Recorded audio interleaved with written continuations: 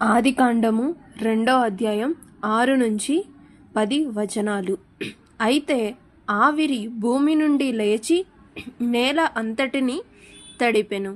దేవుడైన యెహోవా నేలమంతటితో నరుని నిర్మించి వాని నాసికా రంధ్రములలో జీవాయువును ఊదగా నరుడు జీవాత్మ ఆయను.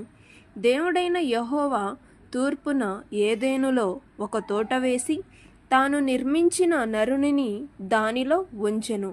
మరియు దేవుడైన యెహోవా చూపునకు రమ్యమైనదియు ఆహారమునకు మంచిదైనయు ప్రతి వృక్షమును ఆ తోట మధ్యను జీవవృక్షమును మంచి చెడ్డల తెలివినిచ్చు వృక్షమును నేల నుండి మొలిపించెను.